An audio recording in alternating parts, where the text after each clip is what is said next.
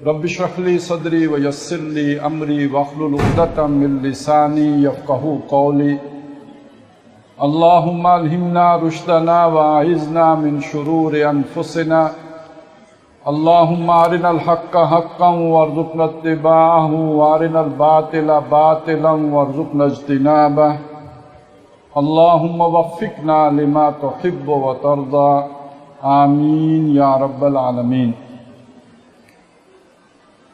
اس وقت کی گفتگو کے لیے جو موضوع دیا گیا ہے، دور فتن سے متعلق جو احادیث میں رہنمائی آئی ہے اس کے حوالے سے ہم نے اس وقت گفتگو کرنی ہے۔ میں نے قرآن مجید سورہ روم کی آیت نمبر 41 آپ کے سامنے تلاوت کی ہے، جس میں ذکر ہے کہ بحر و بحر میں لوگوں کے اعمال کی وجہ سے فساد برپا ہو گیا ہے، بگاڑ پیدا ہو گیا، فتنہ پھیل گیا ہے۔ تو یہ جو خشکی اور تری میں فساد برپا ہوا ہے، بگاڑ پیدا ہو گیا ہے، فتنہ پھیل گیا ہے، یہ لوگوں کے اپنے اعمال کا نتیجہ ہے، تاکہ ان اعمال کی کچھ سزا پانے کے نتیجے میں انہیں ہوش آ جائے، وہ مرنے سے پہلے توبہ کر لیں، وہ لوٹ آئیں، لعلہم یرجعون، شاید کہ پلٹ آئیں۔ وگرنہ بدعمالیوں کی اصل سزا تو آخرت میں ملنی ہوتی ہے، تو دنیا میں اگر اس کی کوئی جھلک مل جائے تو یہ سمجھانے کے لیے ہوتی ہے، یہ بھی رحمت کے لیے ہوتی ہے۔ اب جس چیز کو یہاں پہ کہا گیا کہ خشکی اور تری میں یا بحر و بحر میں فساد پھیل گیا ہے، ظاہر ہے آج سے 1500 سال پہلے سمجھ لیجئے کہ یہ آیات اتری ہیں اور اس وقت اس فساد کا ذکر کیا جا رہا ہے۔ تو وہ کیا فساد تھا؟ بنیادی طور پر اللہ تعالیٰ کے ساتھ کسی اور کو شریک ٹھہرانے سے بڑا فساد کوئی بھی نہیں ہے۔ تو جب نبی اکرم صلی اللہ علیہ وسلم کی بعثت ہوئی ہے تو پوری دنیا میں شرک ہی کا دور دورہ تھا، اور جس علاقے میں جو توحید کا مرکز ہونا چاہیے تھا، اس کا جو مرکزی مقام تھا اور جو مرکزی گھر تھا، وہاں 360 بت رکھے ہوئے تھے۔ جو اس وقت کا سب سے بڑا مذہب تھا، سپر پاور کا مذہب، 2 سپر پاورز تھیں، ایک سلطنت روما اور ایک سلطنت فارس۔ ایک کے ہاں آتش پرستی ہوتی تھی اور دوسرے 3 خداؤں کو ماننے والے تھے، تثلیث کے عقیدے کے حامل عیسائی۔ پھر یہ کہ یہودیت تھی دنیا میں، تو یہودیوں کا معاملہ یہ ہے کہ وہ تو راندہ درگاہ ہو چکے تھے، گویا شیطان کے پوری طرح اعلی کار ہو چکے ہوئے تھے۔ یہ گپ اندھیرے میں ڈوبی ہوئی دنیا ہے، گویا ہر طرف فساد ہے، فتنہ ہے، اللہ سے بغاوت ہے، اللہ سے دوری ہے۔ اور اب نبی اکرم صلی اللہ علیہ وسلم کی بعثت ہو گئی، لیکن یہ کہ حضور صلی اللہ علیہ وسلم نے جب دنیا کو اس نور سے منور کر دیا، نور ہدایت سے، نور ایمان سے جو آپ لے کر آئے تھے، تو اس کے بعد آپ نے کچھ خبریں دی ہیں۔ ان میں سے ایک خبر یہ تھی کہ یہ اسلام، اسے کوئی نہیں جانتا تھا، اجنبی تھا، دنیا میں اندھیرا تھا، یہ روشنی اسے کوئی پہچانتا نہیں تھا۔ بدأ الاسلام غریباً، اسلام شروع ہوا تو غریب تھا، اجنبی تھا۔ غریب بمعنی جسے جانتا پہچانتا کوئی نہ ہو۔ فَسَيَعُودُ كَمَا بَدَأَ، یہ عود کر جائے گا، لوٹ جائے گا اسی کیفیت میں جس کیفیت میں یہ شروع ہوا تھا۔ یعنی جب یہ بات کہی جا رہی ہے تو اس وقت کیفیت بدل چکی ہے، اب اسلام جو ہے جانی پہچانی حقیقت بن چکی ہے، دنیا اس سے واقف ہو گئی ہے، وہ لا آف دا لینڈ بن گیا ہے، لوگ اسے پہچانتے ہیں، مانتے ہیں۔ یدخلون فی دین اللہ افواجا کی صورت ہو چکی ہے۔ لیکن یہ کہ عنقریب وہ وقت آئے گا کہ لوگ واپس اسلام اجنبی ہو جائے گا، اور ساتھ فرمایا فَطُوبَى لِلْغُرَبَاء۔ اس کا مطلب کیا ہے کہ جو اسلام کے ساتھ کھڑے رہ جائیں گے وہ بھی اجنبی ہو جائیں گے، ان کو بھی کوئی جانتا پہچانتا نہیں ہوگا۔ اب اہل علم واقف ہیں کہ یہاں جو فرمایا سیعود، ان قریب، یہ نہیں کہا کہ 1500 سال بعد ایسا ہوگا، فرمایا ان قریب ایسا ہو جائے گا۔ تو بہرحال اسلام اگر نماز، روزے، حج اور زکوٰۃ کا دین ہے تو یہ اجنبی نہیں ہوا، یہ ترقی ہی کرتا رہا۔ حضور کے دور میں اگر 1.25 لاکھ لوگوں نے حج کیا تھا تو اب 35 لاکھ لوگ حج کرتے ہیں، کم تو نہیں ہوا، بڑھ ہی گیا۔ اس وقت اگر مسلمان لاکھوں میں تھے تو آج کروڑوں میں ہیں۔ کروڑوں میں کیا، اب ارب کو کراس کر چکے ہیں، 1.5-2 ارب مسلمان ہیں دنیا میں۔ اور اس وقت تو لوگ داڑیاں ویسے بھی رکھتے تھے، عیسائی بھی رکھتے تھے، یہودی بھی رکھتے تھے، پارسی بھی رکھتے تھے، اکثر مرد داڑیوں کے ساتھ ہی ہوتے تھے۔ اب داڑھی کو سنت رکھنے والے سمجھ کر رکھنے والے لوگ عظیم اکثریت میں ہیں، جو سنت سمجھ کے رکھتے ہیں، فیشن تو نہیں ہے، آج کے دور کا رواج تو نہیں ہے، اگر کسی نے رکھی ہے تو سنت سمجھ کے رکھی ہے۔ تو اگر دین تو انہی چیزوں کا نام ہے تو ان میں سے کوئی شے اجنبی نہیں ہوئی، یہ ساری جاری ساری رہی، پھیلتی پھولتی رہی۔ لیکن جو شے اجنبی ہو گئی وہ کیا تھی؟ وہ عدل تھا، انصاف تھا جو محمد رسول اللہ صلی اللہ علیہ وسلم لے کر آئے تھے۔ وہ اسلام کا نظام عدل اجتماعی کہ جس میں آپ کہیں کہ لوگ زکوٰۃ لے کے گھومتے تھے اور انہیں کوئی غریب ایسا نہیں ملتا تھا، ضرورت مند، حاجت مند، کہ جس کو وہ زکوٰۃ دیں۔ یہ جو خوشحالی آئی تھی اور ایسا عدل و انصاف آیا تھا کہ بادشاہ کا بھی محاسبہ ہو سکتا ہے کہ پہلے آپ اپنے کرتے کا حساب دیجئے نا، واز آپ بعد میں کہیں گے، پہلے یہ بتائیے یہ آپ کا کرتا کیسے بن گیا ہے۔ یہ تعلیمات باقی نہیں رہی۔ اور اگر اس چیز کا علم لے کے نواسہ رسول بھی کھڑے ہوئے ہیں تو ان کے بھی تن کے ساتھ گردن نہیں چھوڑی گئی۔ تو یہ والا اسلام تو اجنبی ہو گیا اور بہت جلد اجنبی ہو گیا، اور یہ اس کی اجنبیت جاری رہی یہاں تک کہ ہمارا دور آ گیا۔ اب اس دور کے بارے میں نبی اکرم صلی اللہ علیہ وسلم نے اور بہت سی پیشن گوئیاں کی۔ ایک پیشن گوئی تو وہ ہے دین واپس اجنبی ہو جائے گا، اور مزید یہ کہ اور بھی بہت سے باتیں فرمائی ہیں کہ ناچ گانے والے عام ہو جائیں گے، جھوٹ عام ہو جائے گا، خباثت ہر طرف پھیل جائے گی۔ یعنی وہ خباثت میں اس کے ایک معنی تو یہ ہے بے حیائی عام ہو جائے گی، اور اصل میں اس کا معنی یہ ہے کہ اکثریت ان لوگوں کی ہوگی جو کلنٹن نے کہا تھا born without any wedlock, بغیر نکاح کے پیدا ہونے والے بچے جو ہیں، جن کو پہلے جو ہے وہ جن لوگوں کو تہذیب نہیں آتی تھی وہ حرامی کہہ دیتے تھے، اب ان کے لیے مہذب لفظ، سیولائزڈ لفظ آیا، born without any Wade lock.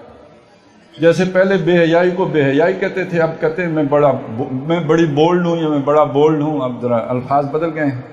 یا یہ روشن خیالی کا لفظ آ گیا ہے کہ جب آپ کے اندر کوئی غیرت نہ رہے تو روشن خیال ہو گیا ہوں، وہ ریجیڈیٹی اور وہ سختی اور وہ نہیں، بلکہ یہ کہ آپ کے اندر جو ہے وسعت قلبی ہونی چاہیے ہر طرح کے حالات کو جھیلنے کے لیے۔ تو بہرحال یہ کچھ نارمز بدلے ہیں، کچھ ویلیوز بدلی ہیں، جس کا نتیجہ یہ نکلا کہ وہ سارے تصورات اجنبی ہوتے چلے گئے جو دین کے ساتھ جڑے ہوئے تھے۔ یہ رفتہ یہاں تک بات پہنچی ہے۔ اسی طرح یہ بھی بتایا کہ تم میں سے جو سب سے کمینے قسم کے لوگ ہوں گے وہ تمہارے حاکم بن کے بیٹھ جائیں گے، وہ ایک قبیلے کی سربراہی اس آدمی کے ہاتھ میں ہوگی جو پورے قبیلے میں سب سے زیادہ برا آدمی ہوگا۔ لوگ عزت کریں گے ایک دوسرے کی تو ان کے شر سے بچنے کے لیے کریں گے کہ یہ کوئی میرا نقصان ہی نہ کر دے، اس لیے سلام دعا اس کے ساتھ رکھو، نہیں تو یہ نقصان کر دے گا۔ اس طرح کی بہت سی خبریں ہیں جو دی گئی ہیں، زلزلے ہوں گے اور یہ کہ وقت بہت تیز رفتار ہو جائے گا وغیرہ وغیرہ، یہ ساری خبریں ہیں۔ لیکن یہ کہ ایک بات نبی اکرم صلی اللہ علیہ وسلم نے بتائی کہ آدم علیہ السلام کی پیدائش سے لے کے قیامت کی صبح تک جتنے بھی فتنے آئے ہیں ان میں سے ایک سب سے سخت فتنہ ہوگا جو اس میری امت کے آخری دور میں ان پر آئے گا، اور وہ دجال کا فتنہ ہوگا۔ یعنی احادیث میں اس فتنے کے حوالے سے بڑی تفصیل آئی ہے، اور جیسے میں نے بتایا کہ آدم کی پیدائش سے لے کے تا صبح قیامت اس سے بڑا فتنہ کوئی نہیں ہوگا، اور یہ ایسا نہیں ہوگا کہ یہ کہے گا کہ اللہ کے ساتھ میں بھی اختیار رکھنے والا ہوں، یہ کہے گا میں خود رب ہوں، انا ربکم الاعلیٰ سے بڑھ کر یہ ربوبیت کا دعویٰ کرے گا، اور یہ ہر طرف اس کا اختیار ہوگا، اقتدار ہوگا پوری دنیا میں، اور یہاں تک کہ نیچرل فورسز بھی اس کے ہاتھ میں ہوں گے۔ اس کے حکم سے بارش برسے گی، اس کے حکم سے کوئی علاقہ اگر بیابان ہوگا، بنجر بے آب و گیا صحرا ہوگا، وہ حکم دے گا تو وہ لہلاتے کھیت وہاں پہ اگائیں گے۔ ایک آدمی جو مادرزاد اندھا ہے، کوڑی ہے، اس کو وہ بھلا چنگا کر دے گا، تندرست و توانا کر دے گا۔ آدمی کو چیر کر اس کے دو حصے علیحدہ کر کے جوڑ کے پھر زندہ کر دے گا۔ اب یہ تو خالص معجزاتی باتیں ہیں۔ بہرحال ان میں سے بہت سی چیزیں وہ ہیں کہ ہم سائنس اور ٹیکنالوجی کی مدد سے ان کے قریب انسان پہنچ چکا ہے۔ وہ دجال تو ابھی بعد میں آنا ہے، خود انسان ان کے قریب پہنچو۔ کتنے صحرا ہیں جو اب لہلاتی کھیتوں میں بدل چکے ہیں۔ سرزمین عرب اور خاص طور پہ حجاز کا علاقہ جس کے بارے میں قرآن کہتا ہے وادی غیر ذی زرع، اب سعودی عرب گندم میں خود کفیل ہے، اور وہاں پہ سبزہ زار ہیں، اور صرف کھجوریں ہی نہیں ہوتی ہیں، وہاں پہ ہر طرح کی فصلیں ہوتی ہیں اور وہ حاصل کی جاتی ہیں۔ اور اب یہ دیکھیے باقی ممالک سے مٹی لے جا کے، اور امارات میں بھی اب سبزہ زار لگا دیے گئے ہیں، اور وہاں پہ بھی جو ہے ہر طرف سبزہ ہی سبزہ ہو گیا ہے۔ مٹی وہاں کی لوکل نہیں ہے، مٹی کہیں اور سے اٹھا کے لائی گئی ہے۔ تو بہرحال وہ ساری نشانیاں جو دجال کے ساتھ ایک شخص کے ساتھ منسوب کی گئی ہیں، اب بہرحال انسان کا اپنا علم اس کے قریب پہنچ گیا ہے کہ وہ ساری چیزیں حاصل کر سکتا ہے۔ لیکن یہ جو فتنہ ہے دجال کا فتنہ، یہ ابھی آیا تو نہیں، دجال خود تو ابھی نہیں آیا، لیکن وہ جسے کہتے ہیں نا کہ coming events cast their shadows before, وہ دجالیت کے اثرات ہیں جو پہلے ہی سے پڑنے شروع ہو گئے ہیں، اور آج جس دور میں ہم رہ رہے ہیں یہ ساری چیزیں ہمارے درمیان موجود ہیں۔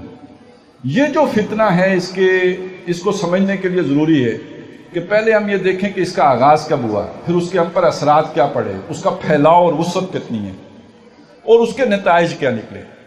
دیکھیے اس کے آغاز کا دور ہے کہ یہ جو بھی ایک غلط عقیدہ تھا اور بدترین عقیدہ، تثلیث کا عقیدہ، جو انسانی فہم اور عقل میں آنے والی بات ہی نہیں تھی، اس کے خلاف جب نوع انسانی نے بغاوت کی ہے، جسے ہم تحریک احیاء علوم کے نام سے جانتے ہیں، رینائسنس موومنٹ جو یورپ میں چلی ہے، تو چونکہ یہ ایک رد عمل تھا اور رد عمل مذہب کے جبر کے خلاف تھا، لہذا ہر قسم کے مذہب کا انکار کر دیا۔ یہ جو بے خدائی کا آغاز ہوا اور خدا مخالفت کا یا بے خدا تہذیب کا، تو اس کی بنیاد مذہب کے وہ جابرانہ غیر عاقلانہ نظریات تھے جن کے رد عمل میں انسان نے مذہب کا لبادہ اتار پھینکا اور پھر ہر قسم کے مذہب کو چھوڑ دیا۔ وہ اچھا تھا یا برا تھا کہ یہ مذہب افیون ہے، اور مذہب جو ہے انسان کو ایکسپلائٹ کرنے، استحصال کرنے کا سب سے مؤثر ذریعہ رہا ہے ماضی میں، لہذا اس سے جان چھوڑا۔ بہرحال اس کے نتیجے میں ہوا کیا ہے، ہماری سوچ میں جو بنیادی تبدیلیاں آئی ہیں وہ کیا ہیں، جو میں آپ کے سامنے رکھنا چاہتا ہوں۔ بنیادی تبدیلی، اب اتنی انسان اللہ کی پہچان کی فکر نہیں کرتا جتنی کائنات کی پہچان کی فکر میں پڑتا ہے۔ پانی کیا ہے، آکسیجن کیا ہے، ہائیڈروجن کیا ہے، سورج کیا ہے، مریخ کیا ہے، اور ذرے کے پیچھے بھی پڑا، جڑوں کے پیچھے بھی پڑا، پتے پہ بھی پی ایچ ڈی ہوتی ہے، جڑ پہ بھی پی ایچ ڈی ہوتی ہے۔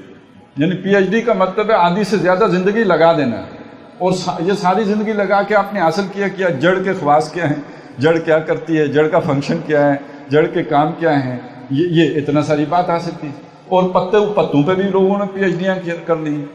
تو گویا انسان اپنی ساری صلاحیتیں جو اس نے اللہ نے اسے دی ہیں اس نے لگانی شروع کر دیں اس کائنات پر غور و فکر کرنے پہ، بجائے اس کے کہ خالق کائنات کی طرف توجہ ہوتی، سارا فوکس کائنات پر ہو گیا، اور خالق کائنات بالکل آؤٹ آف فوکس ہو گیا، اس کا ذکر ہی غائب ہو گیا ہے، اس کا نہیں پتہ ہے یا نہیں پتہ نہیں ہے۔ دونوں بات سائنسی طور پر یوں کی جاتی ہے، چونکہ حواس خمسہ کی گرفت میں نہیں آتا لہٰذا ہم مان نہیں سکتے کہ ہے، لیکن چونکہ ہم ثابت نہیں کر سکتے کہ نہیں ہے، اس لیے ہم یہ بھی نہیں کہتے کہ نہیں ہے، تو نہ ہم کہتے ہیں ہے نہ ہم کہتے ہیں نہیں ہے، تو حقیقت تو پھر وہی نکلی کہ ماننا نہ ماننا برابر ہو گیا۔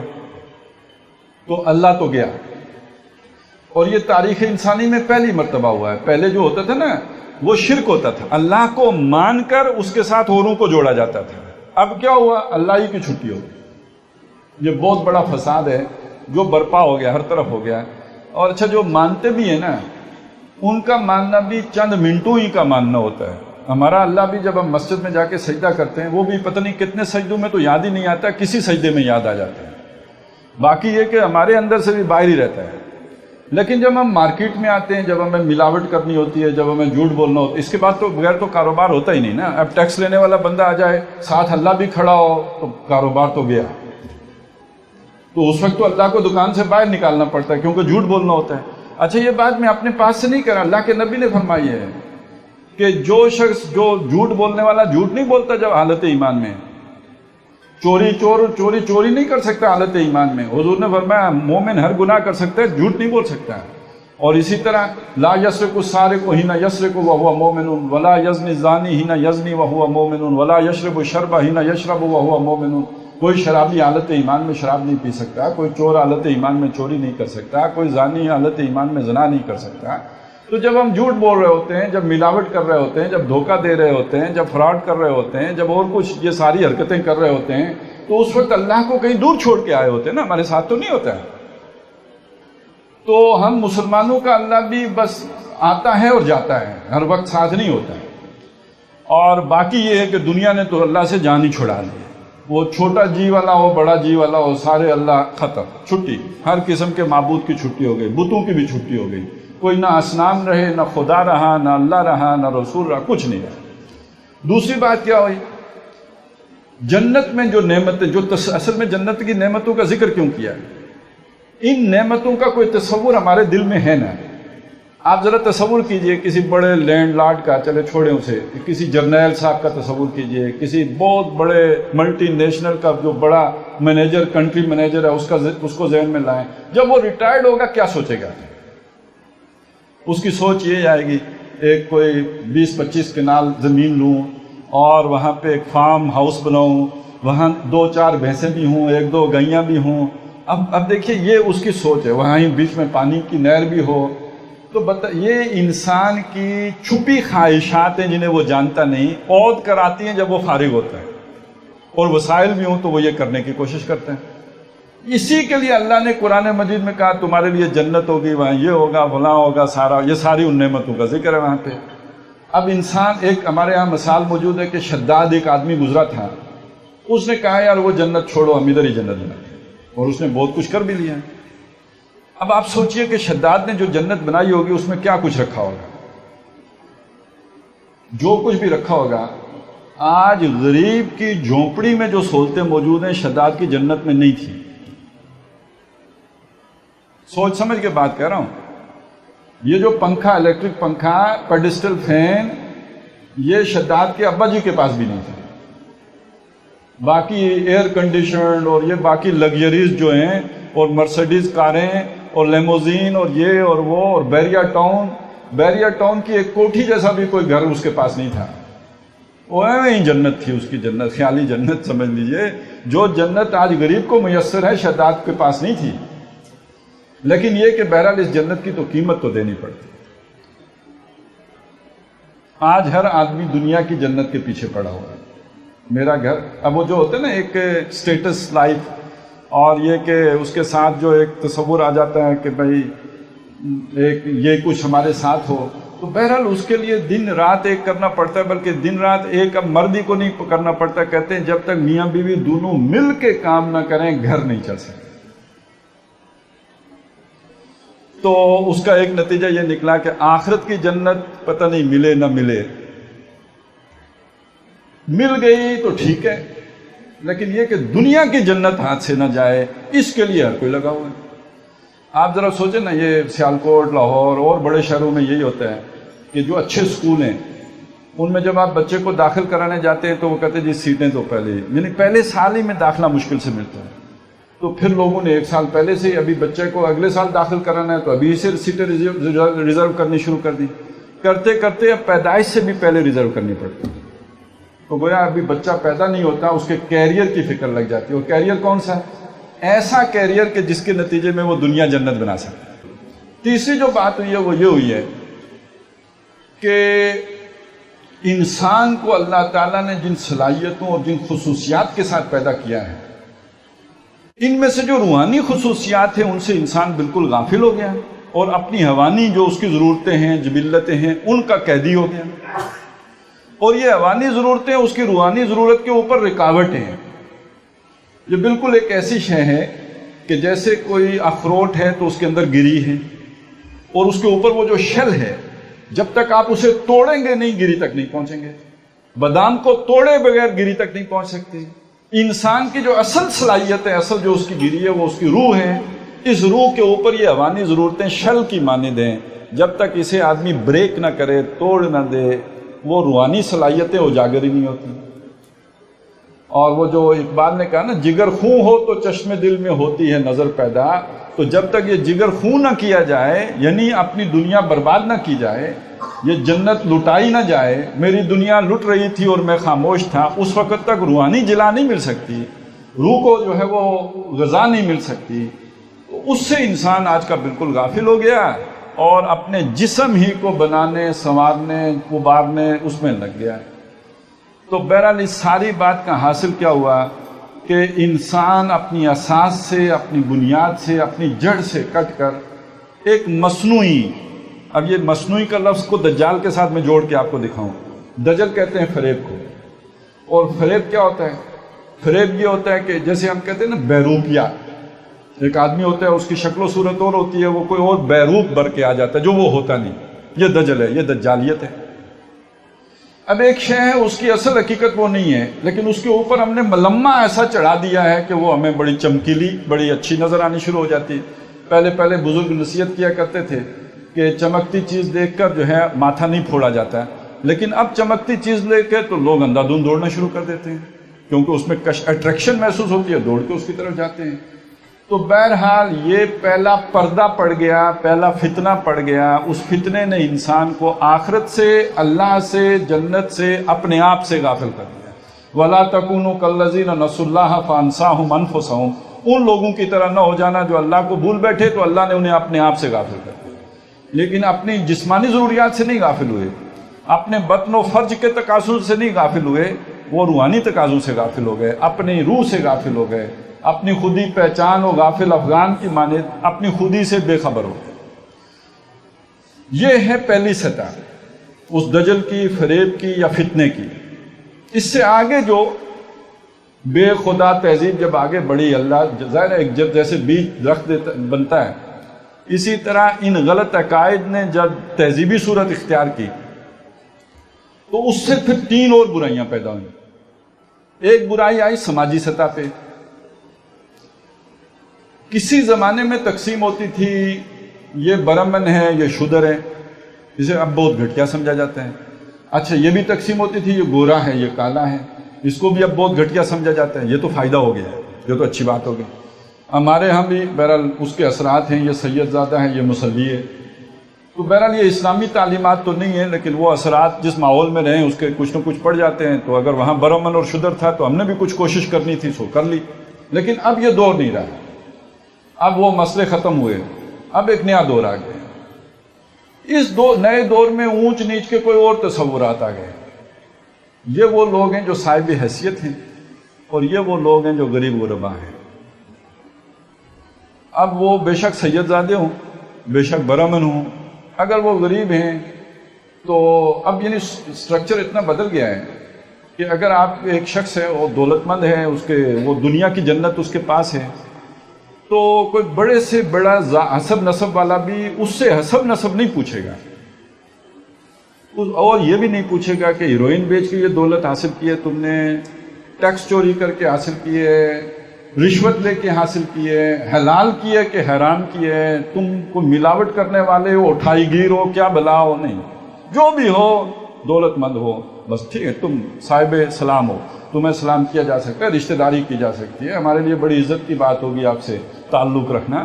اب ایک سٹرکچر میں تبدیلی ہے. وہ ہمارا جو دور تھا کبھی آپ ذرا سوچئے کہ لوگ بادشاہ وقت کو عزت دینے کے لیے تیار نہیں تھے، جو اللہ والے تھے ان کو زیادہ عزت دیتے تھے. یہ ایک واقعہ ہے، پتہ نہیں آپ نے سنا ہوگا یا نہیں، کہ شاید ہارون رشید کا یا مامون رشید کا معاملہ ہے. یہ گئے حج کرنے کے لیے بیوی کے ساتھ، تو وہاں ایک صاحب تھے، ان کے گرد جمگٹھا لگا ہوا تھا. بیوی نے اس سے پوچھا یہ بندہ کون ہے؟ اس نے کہا یہ اللہ کا ایک ولی ہے. تو اس نے کہا بادشاہ تم ہو یا وہ ہے؟ معلوم ہوا کہ لوگ بادشاہ کے گرد آ کے نہیں جمع ہوتے تھے، اللہ والے کے گرد زیادہ لوگ جمع تھے. آج معاملہ کیا ہے؟ اللہ والے کو کون گھاس ڈالے گا، وہ تو غریب ہو گیا. فطوبیٰ للغرباء، وہ اجنبی ہے، اب اسے کوئی پوچھنے کے لیے تیار نہیں ہے. تو لچے لونے لفنگے لٹیرے اب وہ صاحب عزت ہیں. تو وہ جو حدیث میں آیا تھا کہ تم میں سے جو سب سے کمینہ گھٹیا ہوگا وہی سب سے زیادہ عزت والا ہوگا، تو اس کا منظر ہمارے سامنے، اس کی مثالیں ہمارے سامنے، اس کی وہ جو سماجی سطح پہ تبدیلی آ گئی وہ ہمارے سامنے. اچھا اسی میں اب یہ تقسیم بھی ختم ہو گئی، یہ جو اسلام نے دی تھی کہ بھئی عورت اور مرد میں بڑی بنیادی تقسیم ہے، اور اس میں بڑا فساد اور فتنہ پیدا ہو جاتا ہے اگر اس تقسیم کو پاٹ دیا جائے، انہیں برابر کر دیا جائے، انہیں مخلوط جگہوں پہ یا اکٹھے ہوں تو شیطان کو بہت کھل کھیلنے کا موقع ملتا ہے. لہٰذا وہ جسے کہتے ہیں نا ان کے درمیان سیگریگیشن ہونی چاہیے اور انہیں جوڑ کے نہیں رکھنا چاہیے. لیکن یہ کہ جیسے میں نے کہا کہ اب آج کی مجبوریاں ایسی ہیں، گھر چلتا ہی نہیں. گھر چلانے کے لیے دونوں کو محنت کرنی پڑے گی. اگر گھر جنت بنانا ہے، ساری سہولتیں جمع کرنی ہیں تو دونوں مل کے کمائیں گے تو ہوگا نا. اور اب تو کہتے ہیں ملک نہیں ترقی کر سکتا جب تک کہ عورتیں بھی شریک نہ ہوں. وہ بھی کپتان بنے، جرنیل بنے، کرنیل بنے، مرد مر گئے ہیں سارے، پورے ہو گئے ہیں، تو اب اس کے بعد جو ہے ان کو بھی ساتھ شامل کریں۔ اصل جو کھیل کھیلے جاتا ہے وہ تو سب کو پتہ ہی ہے، لیکن یہ کہ بہرحال بات یہ کی جاتی ہے۔ اس کا نتیجہ یہ نکلا کہ ہمارے ہاں جو بھی ہمارا سماجی ایک نظام تھا، اور وہ جو اللہ تعالیٰ نے جو ایک مرد اور عورت کے درمیان معاملہ رکھا ہے، گھر گرہستی کی زندگی کا، فیملی لائف کا، نئی نسل جو پروان چڑھتی ہے اس کو ایک ماں باپ کا پیار ملتا ہے، تو اب جس دنیا میں ہم رہ رہے ہیں اس میں اب ماں باپ تو بالکل وہ چاہتے ہی نہیں ہے کہ اولاد ہو۔ اب تو آج جو جسے ہم کہتے ہیں ترقی یافتہ دنیا، وہاں شادی کرنے کا کھکھیڑ بھی کوئی نہیں مول لیتا، اور جو وہاں سے متاثر ہمارے ہاں لوگ بیٹھے ہوئے سیانے لوگ اب جو ہیں، جو سیانے کہلاتے ہیں، وہ کہتے ہیں بھائی شادی کر کے کیا کرنا ہے۔ ہمارے پنڈی کے ایک سیاستدان ہیں، ان سے کسی نے پوچھا جناب آپ نے سیاست آج تک شادی نہیں کی؟ انہوں نے کھرا جواب دے دیا، انہوں نے کہا جب دودھ مل جاتا ہو تو بھینس رکھنے کی کیا ضرورت ہے۔ تو جب اب یہی سوچیں آگے بڑھیں گی تو آپ سمجھ لیں کہ چند سالوں کے بعد پھر کیا ہوگا۔ اور جن کے پاس پیسہ ہو تو انہیں تو تازہ ترین بھینس مل جاتی ہے، انہیں تو ایک ہی کو لے کے رکھ کے بھینس، تو کیا فائدہ ہے ان کو، جب ہر سال جو نئی سے نہیں مل سکتی ہو تو کیا ضرورت ہے پرانی کو کے ساتھ گزارا کرنے کی۔ تو یہی اصل میں سرمایہ دارانہ سوسائٹی کا لازمی نتیجہ یہ نکلے گا۔ اب لوگ ہمارے کہتے ہیں جی بے حیائی ختم ہو جائے، بے حیائی ختم ہو جائے۔ جہاں تقسیم دولت کا نظام ہی غیر مساویہ نہ ہو وہاں بے حیائی کیسے ختم ہوگی؟ یہ تو علیحدہ ایک مسئلہ ہے کہ جب آپ کو کھانے پینے ہی کا نہ ملے تو پھر آدمی جو ہے، بہرحال اگر مزدور اپنے مسلز استعمال کر کے مزدوری کر سکتا ہے تو کوئی اور بھی اپنے جسم بیچ کے تو مزدوری کر لے گا، وہ بھی اپنے گزر بسر کا سامان کر لے گا۔ اب اتنے ہمت والے لوگ کتنے ہوں گے جو بچوں کو لے کے تو نہر میں چھلانگ لگاتے ہیں؟ اتنی ہمت کتنوں میں ہوگی جو اپنے بچوں کو پہلے زہر کھلائیں اور پھر خود بھی زہر کھا کے مر جائیں، اس لیے کہ بلکتے بچے کو ہی نہیں دیکھ سکتے۔ تو جہاں یہ ہوگا تو پھر وہ بھی ہو سکتا ہے، اور زیادہ وہ ہوگا پھر بے حیائی زیادہ پھیلے گی۔ تو بہرحال اس ظلم کا ایک نتیجہ یہ نکلا کہ سماجی سطح پر ہمارے ہاں یہ فتنہ پھیل گیا ہے کہ اب وہ غیرت نام تھا جس کا گئی تیمور کے گھر سے کی صورت بن گئی ہے۔ اس سے اوپر جیسے کہ میں نے معاشی نظام کا ذکر کیا ہے، اس میں اب سود کے ذریعے سے اب سود ہماری جڑوں تک اتر چکا ہوا ہے۔ یعنی ملکی سطح پہ، عالمی سطح پہ تو جو کچھ ہو رہا ہے سو ہو رہا ہے، لیکن یہ کہ اب محلوں میں، بازاروں میں، عام گھروں میں آ کے سود خور جو ہے وہ چیزیں بیچ رہے ہیں۔ چونکہ ہم گھر کو جنت بنانا چاہتے ہیں، ایک آدمی نہیں خرید سکتا، فرض کریں وہ اے سی نہیں خرید سکتا، تو اس کو اگر قسطوں میں مل رہا ہے، اور یہ کہ دینداروں کی طرف سے سند بھی مل گئی ہے کہ ٹھیک ہے بھائی یہ چل سکتا ہے، یہ سود نہیں ہے، یہ حلال ہے، تو اب وہ لے لے گا اسے اور قسطیں ادا کرتے کرتے مرے گا۔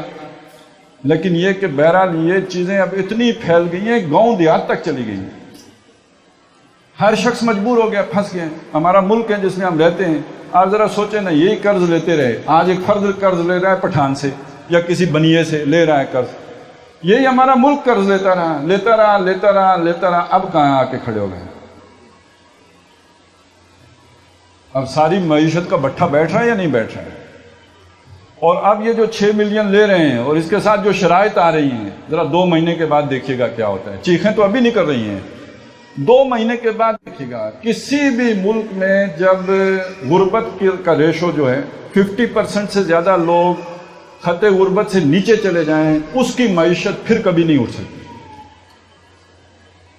وہ بلیک ہول میں چلی گئی۔ جیسے بلیک ہول میں جو گیا پھر واپس نہیں آ سکتا، وہ معیشت بلیک ہول میں چلی گئی جہاں 50% سے زیادہ لوگ خط غربت سے نیچے چلے گئے۔ اور یہ جو سارا ایجنڈا اب IMF نے دیا ہے، اور اس نے اپنے 3 بندے بھیج دیے یہاں پہ، گورنر اسٹیٹ بینک بھی ان کا آ گیا، وزیر خزانہ بھی ان کا آ گیا، FBR کا جو ہیڈ ہے وہ بھی ان کا آ گیا، ان کی مرضی کے بندے آ گئے۔ تو اب جو معاشی نظام آنا ہے، اور اس نے بالکل یہ ماڈل جو ہے مصر میں نافذ کر کے ہمارے وزیر خزانہ صاحب یہاں تشریف لائے، IMF کے خاص بندے۔ تو اس اعتبار سے سمجھ لیجئے یہ دوسرا بڑا فتنہ، اب سمجھ آ رہی ہے نا معاشی فتنہ کتنا بڑا فتنہ ہوتا ہے، نہ کاروبار چھوڑتا ہے، نہ روزگار چھوڑتا ہے، نہ روٹی پانی چھوڑتا ہے۔ اور ابھی ایک اور چیز ہو رہی ہے، وہ تو تھوڑے دنوں کے بعد، چند سالوں کے بعد اس کا پتہ لگے گا کہ چلے ہماری ساری صنعت بیٹھ جائے، ہمیں دنیا جو ہے ہمیں بلیک لسٹ کر دے، ہمارا دیوالیہ نکل جائے، ہمارے کھیتوں سے ہماری روٹی تو نکل سکتی ہے نا، ہے کہ نہیں؟ زرعی ملک ہے، لیونگ سٹینڈرڈ جو ہے وہ نہیں رہے گا، جنت تو نہیں رہے گی، لیکن یہ کہ کھانے کو کچھ تو مل ہی جائے گا کہ زرعی ملک ہے۔ اب یہاں پہ کیا ہو رہا ہے؟ یہاں پہ بیج آ رہے ہیں۔ آپ کے ہاں تو بہت تھوڑی مکئی ہوتی تھی، ہم آپ کو جو ہے ہائیبرڈ بیج دیتے ہیں، آپ دیکھیے 6 جو ہے وہ چھلیاں لگیں گی اور آپ کی کمائی میں اضافہ ہوگا۔ یہ 2 سال کمائی میں اضافہ ہوگا، 3 سال ہوگا، اس کے بعد آپ دیسی بیج لگائیں گے، وہ زمین قبول ہی نہیں کرے گی، اور جو بیج وہ دیتے ہیں وہ دوبارہ وہ فائدہ نہیں دیتا ہے، وہ تو آپ نے کو پھر بیج ادھر ہی سے لینا ہے۔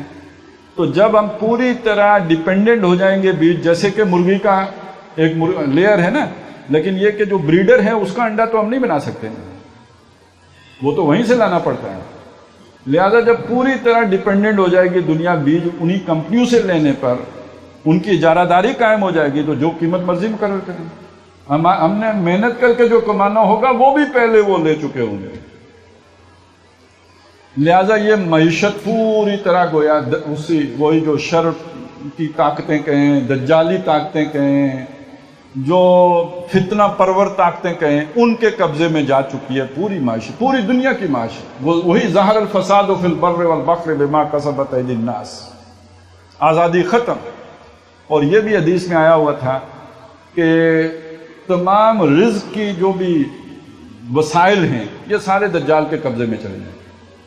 جو اسے رب مانے گا اسے کھانے کو دے گا، اور جو اسے رب نہیں مانے گا اسے کھانے کو کچھ نہیں ملے گا۔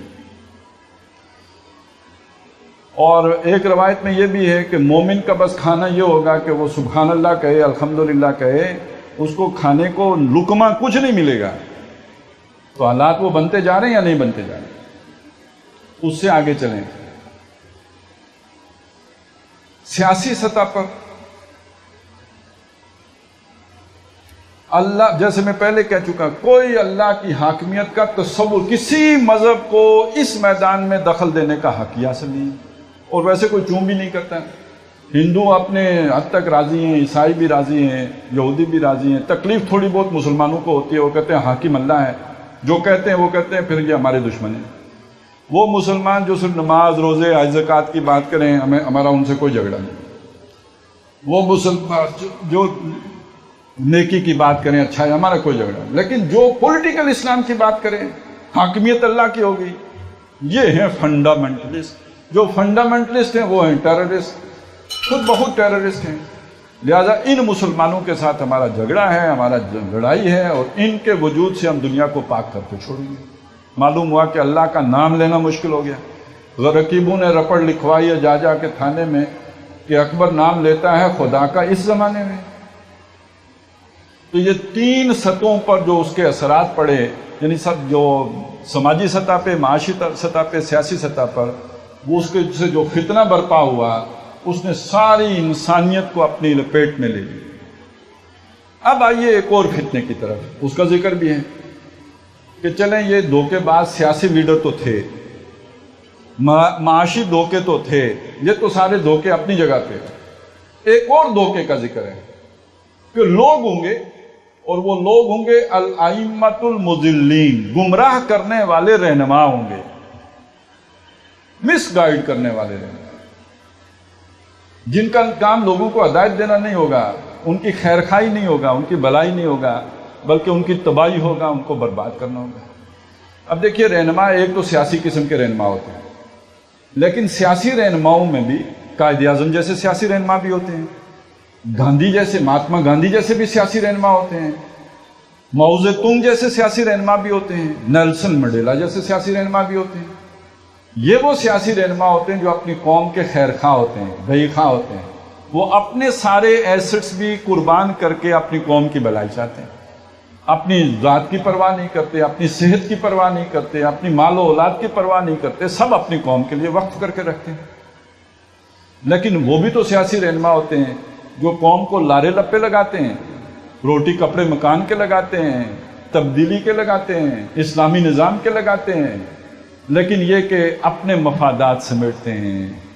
لوگ انہی جنہوں نے ان کے نعرے لگائے ہوتے ہیں، انہی کو قربانی کے بکرے بناتے ہیں، انہی کو گروی رکھواتے ہیں عالمی مالیاتی اداروں کے پاس، انہیں مقروض بناتے ہیں اور اپنے ایسٹس میں اضافہ کرتے ہیں۔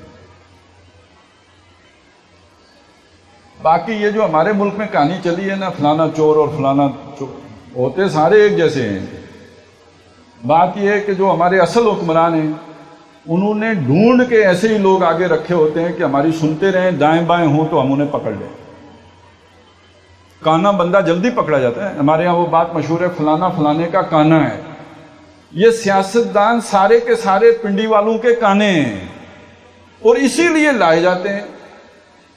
کھرا بندہ انہیں قبول ہی نہیں، کیونکہ وہ کون سا صحیح ہے۔ اگر ہمارے ہاں دوائیوں میں 2 نمبریاں ہوتی ہیں تو اسلحہ کون سا 1 نمبر آتا ہے؟ کوئی گولا پھٹتا ہے، کوئی پھٹتا ہی نہیں۔ یہ جو جہاز آتے ہیں جی، تباہ کن جہاز کا اضافہ، وہ بھی سارے کباڑیوں سے خرید کے لائے ہوئے ہوتے ہیں۔ کم ہی ہوتی ہیں چیزیں جو 1 نمبر آتی ہیں۔ تو آخر ایک بھائی جو ہے ادھر گیا، دوسرا بھائی ادھر آ گیا۔ ایک ڈاکٹر بن گیا تو وہ ادھر سے لوگوں کے پیٹ کاٹتا ہے، تو دوسرا اگر کچھ اور بن گیا تو وہ کب چھوڑے گا؟ ایک ہی ماں ہے، ایک ہی باپ ہے، ایک ہی سوسائٹی ہے، ایک ہی مولوی صاحب سے ناظرہ پڑا ہے اور ایک ہی دکاندار سے گر سیکھے ہیں سارے، تو کہاں فرق آ جائے گا؟ تو سمجھ لیجئے کہ یہ کہ پورے کے پورا آوے کا آوا ہی بگڑا ہوا ہے۔ اچھا، یہ بھی ایک جرنیل صاحب نے ہی کہا تھا، ضیاء الحق صاحب آپ کو پتا ہوگا، آوے کا آوا ہی بگڑا ہوا ہے۔ تو پھر کانے کو کانا چاہیے۔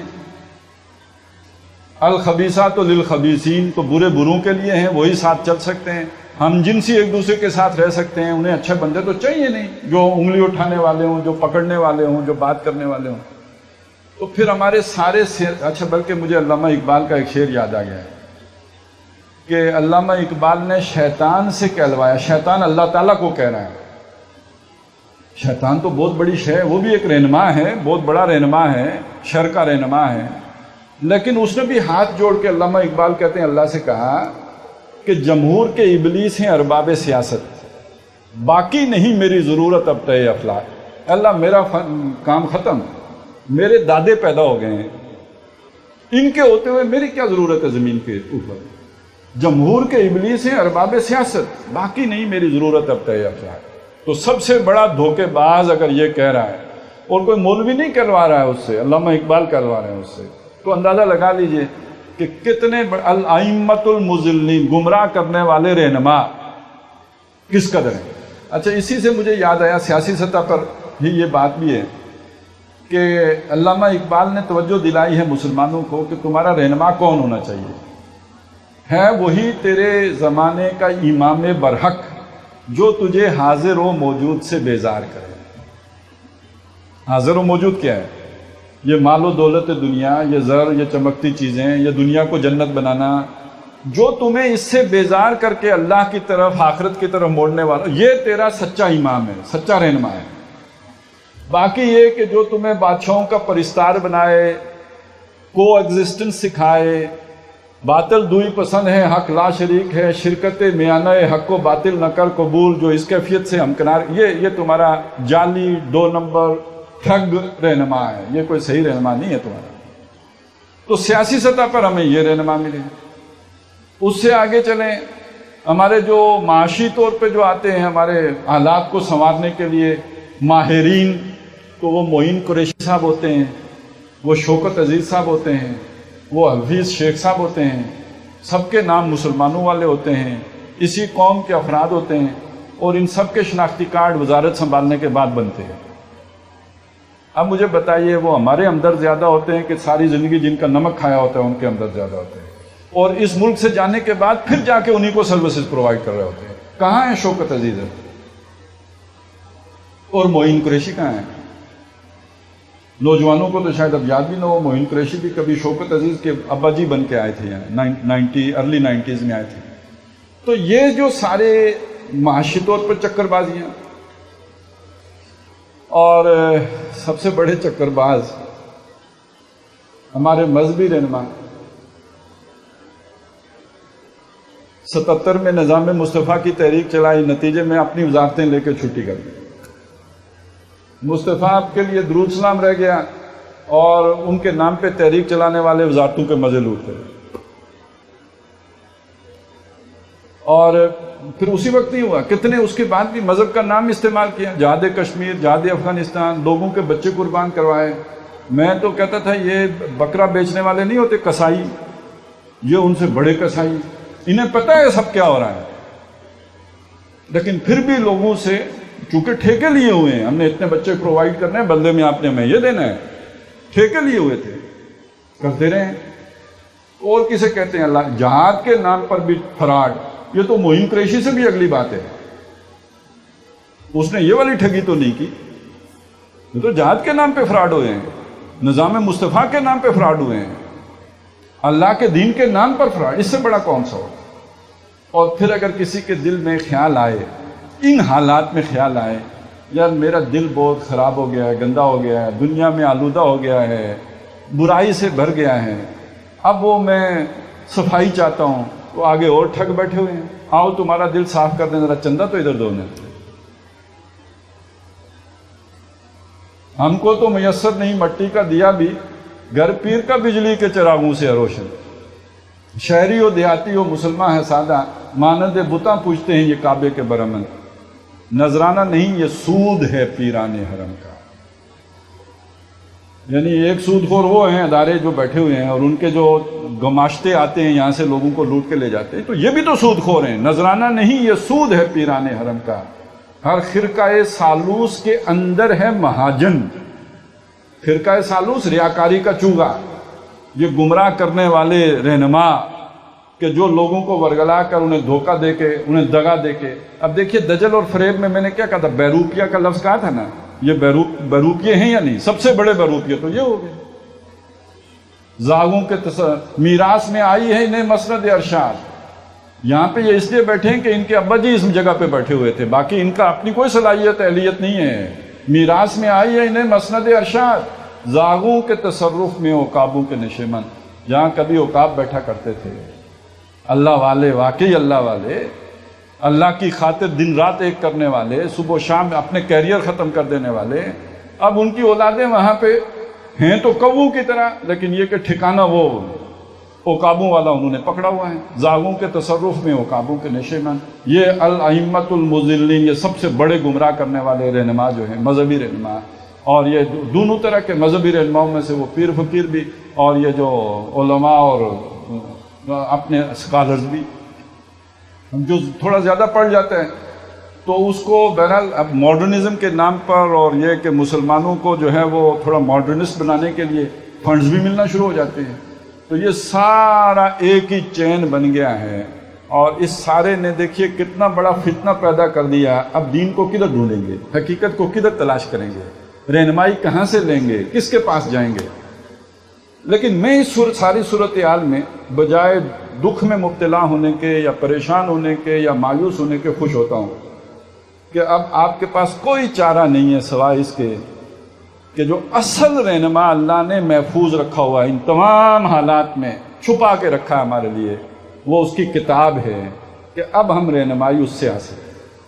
یہ کتاب مکنون ہے، اسے چھپا کے رکھا گیا ہے، اس کی حفاظت کی گئی ہے، وگرنہ یہ دجال کہاں چھوڑتے اس کو؟ اِنَّا نَحْنُ نَزَّلْنَا الذِّكْرَ وَإِنَّا لَهُ لَحَافِظُونَ، ہم نے اس ذکر کو نازل کیا اور ہم ہی اس کی حفاظت کرنے والے ہیں۔ تو در حقیقت دیکھیے جو بھی تھوڑے بہت کاروباری لوگ ہیں، اگر آج سے 1 سال پہلے انہیں سمجھایا جاتا کہ یہ ٹیکسیشن کا نظام بہت ظالمانہ ہے اور اسلام کا نظام میں ٹیکس بہت سادہ بھی ہے اور اچھا بھی ہے اور معقول بھی ہے اور فائدہ مند بھی ہے، تو کہتے ہیں مولوی لگے رہتے ہیں۔ اب جب یہ ابھی نافذ ہو رہا ہے، آگے اور ہوگا، اب اگر کوئی سمجھائے یار اسلام کا نظام میں ٹیکس تو یہ ہے، تو لوگوں کو سمجھ آنے لگے گی۔ میرا بدھ جب ستاتے ہیں تو خدا یاد آتا ہے۔ تو یہ سارے حالات در حقیقت ہمیں مجبور کر کے، محصور کر کے، ہانک کے لے کے جا رہے ہیں کس چیز کی طرف؟ اللہ کی کتاب کی طرف۔ اب اس میں سمجھنے کی بات یہ ہے، دیکھیے کتاب ہم تک پہنچے گی کسی فرد کے ذریعے سے، یہ ساری بات آپ کے سامنے میں کر رہا ہوں، لیکن ہم نے ایمان فرد کو نہیں بنانا، ایمان اللہ کی کتاب کو بنانا ہے۔ ہاں وہ اس آدمی کے لیے دعا کریں جس کے ذریعے سے آپ تک کتاب پہنچ گئی، اس آدمی کے لیے آپ جو ہے وہ اپنے دل میں شکر کے جذبات رکھیں، اس کے لیے دعا گو رہیں، لیکن ایمان کریں اللہ کی کتاب کو۔ اسے سمجھیں، یہ ہے اصل بات. میری اصل مخلص رہنما رہبر خیرخواہ اللہ ہے، اور اللہ کا یہ کلام ہے، اور اللہ کا وہ تعارف حاصل کرنا کی کوشش کریں جو اللہ نے اپنا تعارف خود اپنے کلام کے ذریعے سے کرایا ہے. ویسے بھی کسی بھی آدمی کی بات چیت ہی اس کا تعارف ہوتی ہے. اللہ کا کلام اللہ کا سب سے مؤثر تعارف ہے. تو آپ اللہ کو سمجھنے کے لیے کسی آدمی کے پاس کیوں جاتے ہیں؟ آپ اللہ کے بارے میں جانکاری حاصل کرنے کے لیے کسی فرد کے محتاج کیوں ہوتے ہیں؟ کسی دجل کا شکار کیوں ہوتے ہیں؟ اللہ کی کتاب جو موجود ہے. اچھا، میں آپ کے خلاف اللہ کے ہاں کوئی مقدمہ نہیں پیش کر سکتا، لیکن اللہ کی کتاب اللہ کی عدالت میں آپ کے مقابلے میں کھڑی ہوگی. اور اللہ کے نبی نے فرمایا القرآن حجت لک و علیک، یہ قرآن یا تو تمہارے حق میں گواہ بنے گا یا تمہارے خلاف گواہ بنے گا. اس سے رہنمائی لی ہوگی، یہ حق میں گواہی دے گا، مقدمہ آپ کی طرف سے لڑے گا اور آپ کو جنت میں پہنچائے گا. اور اس کے اگر حقوق ادا نہیں کیے ہوں گے تو خلاف گواہی دے گا. اب یہاں میں آخری بات عرض کر دوں اور پھر گفتگو ختم کروں گا. جو فتنے کی بات ہوئی تھی نا، حضرت علی رضی اللہ تعالیٰ عنہ سے نبی اکرم صلی اللہ علیہ وسلم نے فرمایا ستکون فتنۃ، ان قریب ایک فتنہ ہوگا. ویسے آپ کے ذہن میں بھی سوال آیا ہوگا کہ کیا فتنہ ہوگا. یہ اصل میں آج کے زمانے کی سوچ ہے. فوراً اس طرح کی بات سن کے پہلا سوال یہ آتا ہے وہ کیا ہے، کیوں ہے، کیسے ہے. لیکن آپ دیکھیں حضرت علی نے ان میں سے ایک بات بھی نہیں پوچھی. انہوں نے ایک اور بات پوچھی جو ہمارے ذہن میں ہی نہیں آتی. انہوں نے پوچھا مل مخرج یا رسول اللہ، اس فتنے سے نکلنے کا راستہ کیا ہوگا، بچوں کیسے اس فتنے سے. تو ہم دور فتن کی بات کر رہے تھے نا، اور میں نے بتایا بڑا گمبھیر دور ہے، سب سے بڑا فتنہ آ گیا. تو حضرت علی پوچھ رہے ہیں کہ اس فتنے سے نکلنے کا راستہ کیا ہوگا. حضور بتا رہے ہیں کتاب اللہ، وہ اللہ کی کتاب ہو. تو درخواست بس اتنی ہے، دیکھیے اگر یہ سارے لوگوں کی نفی کر کے میں آپ سے کہوں آپ میرے ساتھ جڑ جائیں تو پھر مطلب یہ ہے کہ میں ایک جگہ پہ گیا درس دینے کے لیے، مسجد تھی، آزاد کشمیر باغ ایک مقام ہے وہاں پہ. تو مولوی صاحب نے انکار کر دیا، انہوں نے کہا نہیں یہاں پہ درس نہیں دے سکتے. تو ایک وہ یہ جو تاجر والے ہوتے ہیں نا، تاجر یونین جو ہوتی ہے، یہ ان کے علماء کے ساتھ بڑے اچھے تعلقات ہوتے ہیں. دین کی بات انہیں سمجھ آئے نہ آئے، تاجروں کی بات سمجھ آ جاتی. تو وہ جو تاجر کمیٹی کا چیئرمین تھا وہ گیا مولانا صاحب کے پاس. انہوں نے کہا جی وہ انہیں نے اللہ کی کتاب کا درس ہوگا، میں نے بھی سنا ہے بڑا اچھا درس ہوتا ہے.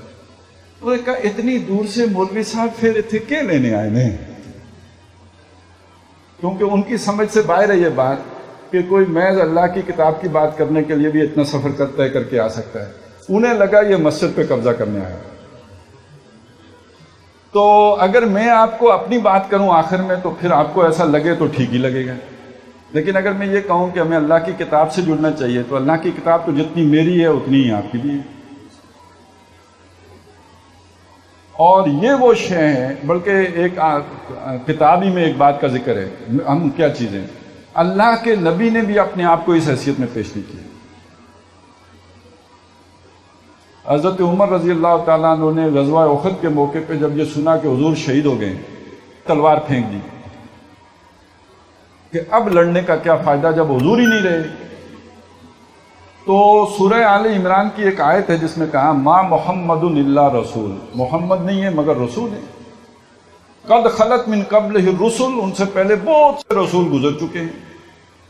افئن ماتا، بلا اگر وہ وفات پا جائیں، او قتلا یا قتل کر دیے جائیں، انقلبتم علی اعقابکم، اے مسلمانوں تم اپنی ایڑیوں پر گھوم جاؤ گے. یعنی تمہارا تعلق اللہ کے ساتھ ہے، اور اللہ کے ساتھ تعلق کا ذریعہ اللہ کی کتاب ہے. اور جب حضور صلی اللہ علیہ وسلم کا وصال ہوا، یہی حضرت عمر پھر کھڑے ہو گئے تلوار لے کر. وہاں پھینک دی تھی، یہاں اٹھا لی اور کہا کہ جس نے بھی کہا حضور وفات پا گئے ہیں میں اس کی گردن اڑا دوں. اب حضرت ابو بکر کھڑے ہوئے، انہوں نے کھڑے ہو کے جو ایک تقریر کی اور اس میں یہ الفاظ بھی کہے کہ جو محمد صلی اللہ علیہ وسلم کی عبادت کرتا تھا، من کان یعبد محمدن فانہ قد مات، وہ وفات پا گئے. ومن کان یعبد اللہ، اور جو اللہ کی عبادت کرتا ہے، فانہ حی، تو وہ تو زندہ ہے، لا یموت، وہ کبھی نہیں مرے گا. یہ کہنے کے بعد پھر یہی آیت پڑھی، ما محمد الا رسول قد خلت من قبلہ الرسل افإن مات او قتل انقلبتم علی اعقابکم۔ حضرت عمر بیٹھ گئے اور بعد میں انہوں نے اپنا تاثر بیان کیا کہ مجھے یوں لگا کہ یہ آیت ابھی اتری ہے۔ تو ہمارا تعلق نہ کسی مولوی صاحب کے ساتھ ہے، نہ کسی فرد کے ساتھ ہے، نہ پیر صاحب کے ساتھ ہے، نہ سیاسی رہنما کے ساتھ ہے، نہ ہونا چاہیے۔ ہمارا تعلق اللہ کے ساتھ ہے، اور اللہ کے ساتھ تعلق قائم کرنے کا ذریعہ کوئی فرد نہیں ہے، اللہ کی کتاب ہے۔ کتاب اللہ کی کتاب ہے، یہ اللہ کی رسی ہے۔ وَاعْتَصِمُوا بِحَبْلِ اللَّهِ، اللہ کی رسی سے چمٹ جاؤ۔ اور ایک روایت میں الفاظ ہیں طرفہ بِأَيْدِيكُمْ وَطَرَفُهُ بِيَدِ اللَّهِ، اس کا ایک سرا اللہ کے ہاتھ میں ہے، دوسرا سرا تمہارے ہاتھوں میں ہے۔ تو اللہ سے تعلق کا ذریعہ بن گیا یا نہیں بن گیا؟ وہ جیسے ٹیلی فون ہوتے ہیں نا ایک کنیکٹڈ، تو یہ کتاب اللہ کے ساتھ کنیکٹڈ ہے۔ تو بس گزارش یہ ہے، اس پرفتن دور میں، اس فتنے کے دور میں، اس فساد کے دور میں سہارا اللہ کی کتاب کے سوا کوئی نہیں۔ اللہ تعالیٰ مجھے بھی آپ کو بھی اس کی توفیق عطا فرمائے کہ ہم اپنے اوقات کو اپنے بہترین صلاحیتوں کے ساتھ اللہ کی کتاب کو سیکھنے میں صرف کریں۔